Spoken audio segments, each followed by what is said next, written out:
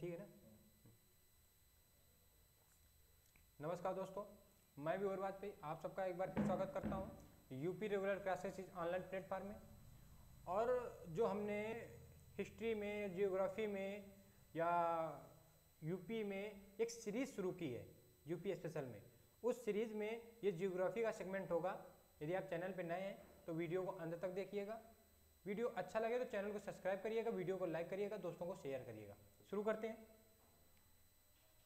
कह रहा कि जियोग्राफी में हम पिछली क्लास में हमने बात की थी ग्लोब के बारे में। यदि आपने वो वीडियो नहीं देखा तो आपको इस वीडियो को जरूर देखना होगा। ग्लोब में हमने बात की थी, और ग्लोब में बात करने के बाद आप ये मानिए कि यदि ग्लोब की बातें आप समझ गए, अक्षांश क्या है, देशांतर क्या है, तो वो इंडियन ज्योग्राफी हो या वर्ल्ड ज्योग्राफी हो, 30% चीज़ें आपको समझ में आ जाएंगी। क्योंकि फिर हम बात करेंगे कौन सा देश कहाँ स्थित है। जैसे हमने एक बात की, जलधाराओं की बात की है, तो वो जब आपको देशांतर रेखाएं, अक्षांश रेखाएं पता होंगी, आप आराम से कर लोगे। वीडियो शुरू करते हैं। कह रहा भारत के संदर्भ में निम्नलिखित कथनों पर विचार कीजिए। पूछ रहा है कौन कौन से सही हैं। हाँ, दिए गए में सही बताना है कौन सही है। ठीक, अब देखो क्वेश्चन महत्वपूर्ण है, अब समझना है। और ऐसे क्वेश्चन आते हैं, समझना क्या। भारत विश्व का छठा सबसे बड़ा देश है? नहीं। अगर वो जनसंख्या की बात कर रहा है तो हालांकि दूसरा है, लेकिन पहले हो गया है।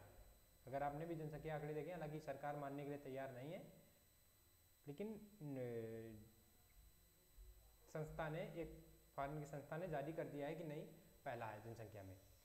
अब अगर वो क्षेत्रफल की बात कर रहा है तो क्षेत्रफल में 7वां है, तो वो यहाँ क्षेत्रफल की ही बात कर रहा है। तो 7वां है, तो 6 बड़े कौन कौन से हैं? तो देखो, एक याद रखना, रूस। क्षेत्रफल के देश सबसे बड़ा कौन है? रूस। रूस के बाद कनाडा, कनाडा के बाद चीन, चीन के बाद यूएसए, चीन के बाद यूएसए, यूएसए के बाद वो देश आएगा जहाँ अमेजन है नदी, ब्राजील। ब्राजील के बाद वो देश आएगा जहाँ पे ग्रेट बैरियर रीफ है, ऑस्ट्रेलिया, ऑस्ट्रेलिया। ठीक, अब कौन आ जाएगा? भारत। कौन आ जाएगा? भारत। तो आपको याद कैसे रखना है? RCC, रूस, कनाडा, चीन, U से USA, BA, और फिर I, UBA, I। ठीक, तो RCC, U है, UBAI। ठीक, तो पहला तो गलत हो गया। संसार का लगभग क्षेत्रफल, हाँ ये सही है कि क्षेत्रफल में 2.4% है और जनसंख्या में लगभग 17% है। ठीक, ये सही है, दूसरा सही है। कर्क रेखा देश के बीच से गुजरती है, जो अक्षांशीय विस्तार को 2 बराबर भागों में विभाजित करती है, ये सही है। कर्क रेखा बीच से गुजरती है, जब मैप की बात करेंगे। ठीक, ये तो ऐसे कर्क रेखा ये गुजरात से ऐसे गुजरती हुई मिजोरम त्रिपुरा होते हुए निकल जाती है, तो ये सही है। तीसरा सही है।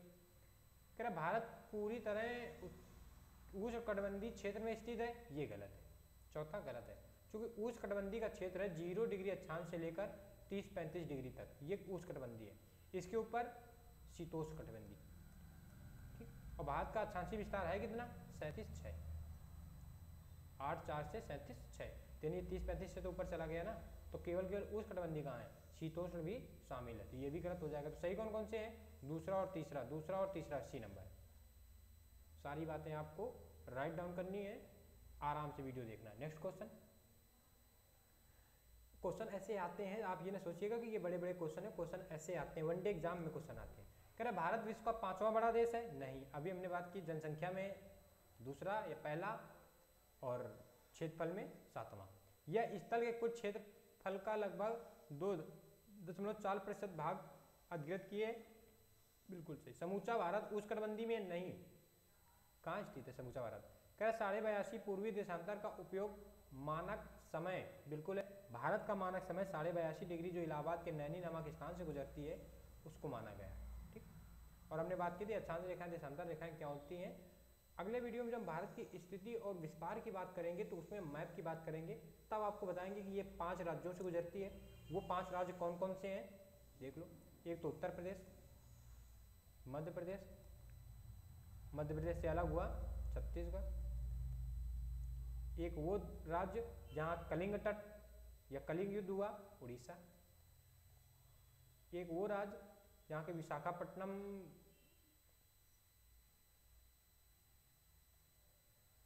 आंध्र प्रदेश, आंध्र प्रदेश। इन 5 राज्यों से होकर कौन गुजरती है? देशांतर रेखा। कौन सी? 82.5 डिग्री, जो भारत का मानक समय माना जाता है। तो कौन सा सही हो जाएगा? दूसरा और चौथा, दूसरा और चौथा, डी नंबर। अगला क्वेश्चन, हाँ, कह रहा है क्षेत्रफल की दृष्टि से भारत का विश्व के देशों में कौन सा स्थान है? क्षेत्रफल की दृष्टि से विश्व में कौन सा है? 7वां। विश्व में कौन सा है? 7वां। भारत का क्षेत्रफल है कितना? तो याद रखना है 32,87,263 वर्ग किलोमीटर। ठीक, अगला क्वेश्चन, भारतवर्ष आकार में विश्व का 7वां, आकार बोले तो क्षेत्रफल के आधार पर बात कर रहा है, 7वां है। अगला क्वेश्चन, निम्नलिखित में से सही नहीं है, कौन सा सही नहीं है? कह रहे भारत में कुल क्षेत्रफल कितने? इतना है, सही है, 32,87,263 वर्ग किलोमीटर है, सही है। भारत का अक्षांशीय विस्तार 8,4 से 37,6 उत्तरी अक्षांश, ये भी सही है। भारत का रेखीय विस्तार या देशांतरी विस्तार 68,60 पूर्वी देशांतर से 97,25 पूर्वी देशांतर, बिल्कुल सही है। भारत में राज्यों की संख्या 26, नहीं भाई, 28 राज्य और 8 केंद्र शासित प्रदेश। कौन सही नहीं है? D number. अगला क्वेश्चन, कह रहे भारत के लिए निम्नलिखित कथनों में कौन असत्य? असत्य बताना है। कह रहे भारत का विश्व का 7वां बड़ा देश है, बिल्कुल है।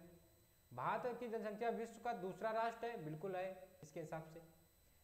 ठीक, चूंकि 2016 का क्वेश्चन है, अब वर्तमान में आएगा, वर्तमान में अगर आएगा तो फिर पहला करना शायद जरूरी होगा। इसकी भूमि का विस्तार सीमा 15,200 वर्ग किलोमीटर है, बिल्कुल है। 15,200 वर्ग किलोमीटर कैसे है? ऐसे भारत है, ठीक, ये अपना ऐसे करके बना, इधर से ऐसे करके ये बना, ऐसे ये ऐसे ऊपर करके ये चला गया, ठीक है। तो ये यहाँ से गुजरात स्थलीय सीमा साझा करता है पाकिस्तान से, तो गुजरात के ये वाले क्षेत्र से सरक्रीक वाले क्षेत्र से लेकर ऐसे पूरा एक घूम के आएगा, ऐसे घूम के, और ये त्रिपुरा, मिजोरम, बांग्लादेश वाली सीमा, ये पश्चिम बंगाल वाली सीमा, तो पूरा कितनी है? 15,200 किलोमीटर है। सर्वोत्तम सूर्योदय मिजोरम में होता है? नहीं भाई, सर्वोत्तम सूर्योदय यहाँ होता है, ये क्षेत्र पड़ता है अरुणाचल प्रदेश का। कौन सा? अरुणाचल प्रदेश का। तो कौन सा गलत है? D number. अगला क्वेश्चन, कह रहा भारत विस्तृत है, समझो। ये सारे अक्षांश की बात की है, इसमें भी अक्षांश की है, देखो विस्तृत है। जब ऐसे बात करते हैं तो यहाँ से 8 डिग्री 4 मिनट, 8 डिग्री 4 मिनट, और ये कश्मीर का लद्दाख वाला क्षेत्र पड़ता है काराकोरम वाला, वह 37 डिग्री 6 मिनट। ये अब जो ऑप्शन मिल रहा वो कर दो। 37,1 नहीं, 37,1 नहीं, 37,1 नहीं, कोई नहीं, कोई नहीं, क्योंकि इसमें तो दक्षिणी दक्षिणी है, ये तो बिल्कुल ना होंगे।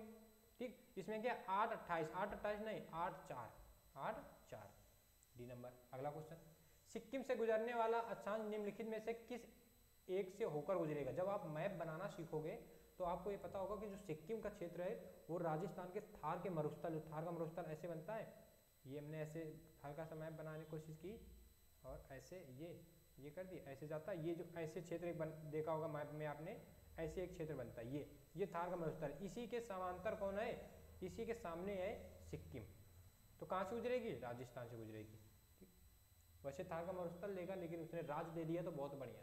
अगला क्वेश्चन, हाँ, यदि आपको वीडियो अच्छा लग रहा हो और चैनल पे आपने चैनल सब्सक्राइब नहीं किया है तो आप चैनल को सब्सक्राइब करिएगा, वीडियो को लाइक जरूर करिएगा, ठीक, ताकि, और बेल आइकन जरूर ऑन करिएगा, ताकि हमारे जो नए वीडियो होंगे आपको समय पे मिलते रहें। ठीक, और आप एक विश्वास के साथ जुड़िएगा, आगामी परीक्षाओं में क्वेश्चन जरूर टकराएंगे।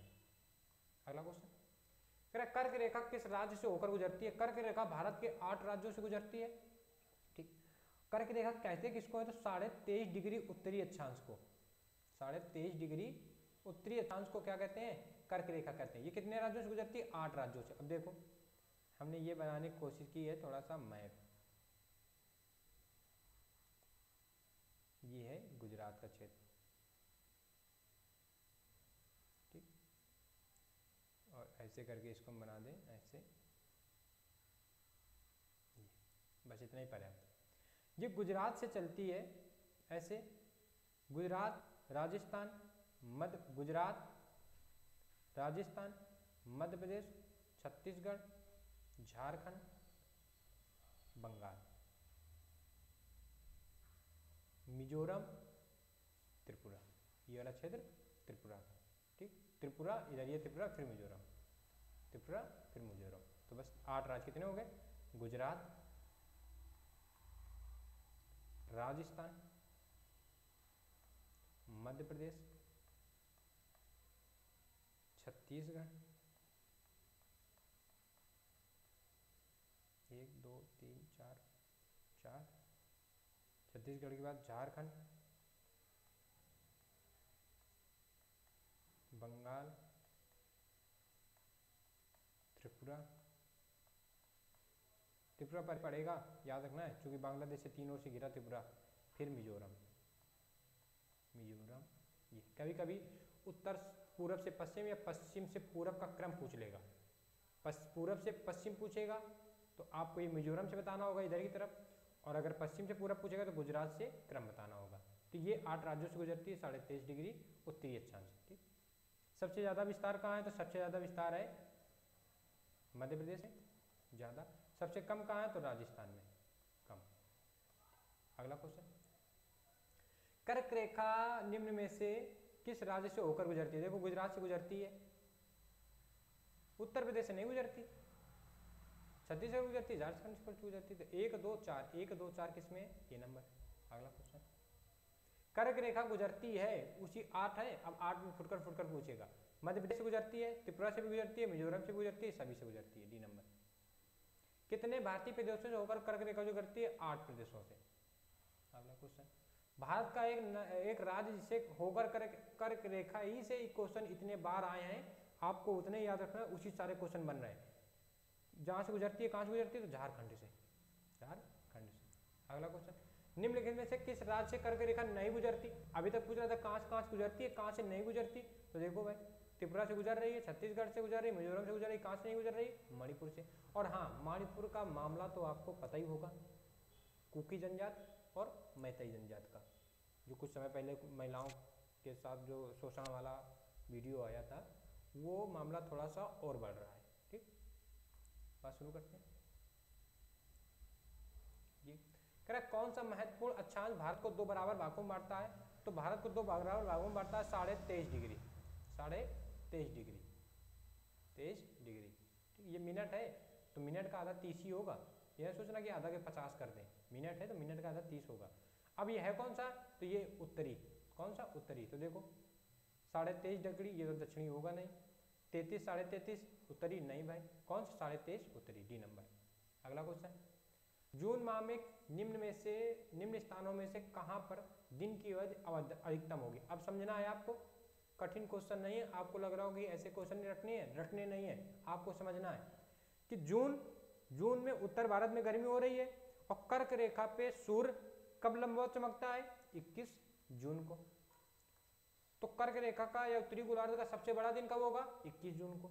इसी में एक और क्वेश्चन कि व्यक्ति की छाया कब सबसे छोटी बनती है? तो 21 जून को। दोपहर में बिल्कुल जब सूर्य लंबवत होगा तो आपकी छाया बिल्कुल आपके पैरों के नीचे होगी। अब यहां तक आया, सूर्य उत्तरी गोलार्ध में आ गया, उत्तरी गोलार्ध में आ गया, यानी वो कर्क रेखा पे लंबवत चमक रहा है, कर्क रेखा लंबवत चमक रहा है, तो सबसे ज्यादा अधिकतम अवधि किसकी होगी? तो किसके निकट पहुंच रहा है? दिल्ली के निकट। किसके निकट? दिल्ली के निकट। याद रखना है, दिल्ली की होगी। अगला क्वेश्चन, निम्नलिखित भारत की नदियों में कौन कर्क रेखा को 2 बार पार करती है? तो याद रखना है, माही नदी। मध्य प्रदेश से निकलती है, राजस्थान जाती है, राजस्थान से फिर गुजरात की तरफ आती है, तो 2 बार काटती है, गुजरात के कच्छ के रण में विलुप्त हो जाती है। और इसी में एक याद रखनी है, लूनी नदी होती है जो अपने अंतिम मंजिल तक नहीं पहुंच पाती, ये कच्छ के रण से पहले ही रेगिस्तान में खत्म हो जाती है, ठीक। अगला क्वेश्चन अपने पूरे हुए। यदि आपने वीडियो यहाँ तक देखा है और यदि हमारा वो पहला वाला वीडियो ग्लोब वाला नहीं देखा तो आप उस वीडियो को जरूर देखिएगा। ग्लोब वाले वीडियो से जियोग्राफी की पहली सीरीज शुरू हो रही है। ग्लोब के बाद हमने इसकी बात की। अगला वीडियो जो आएगा वो भारत के भूगोल से संबंधित भारत की स्थिति एवं विस्तार पे आएगा, और आप भारतीय मैप ब्लैंक मैप जो छोटे छोटे वाले होते हैं वो कम से कम 8-9 रख लीजिएगा, क्योंकि आपको नोट्स बनाने की ज़रूरत नहीं है। उन्हीं ब्लैंक मैपों के पीछे चीज़ें लिखनी है और उसी मैप में चीज़ें लिखनी है। आपने खूब लिखा है, खूब थ्योरी लिखी है, लेकिन अब आपको जियोग्राफी विथ मैपिंग, क्वेश्चन टकराने की गारंटी हमारी। मिलते हैं नेक्स्ट वीडियो पे, तब तक के लिए जय हिंद।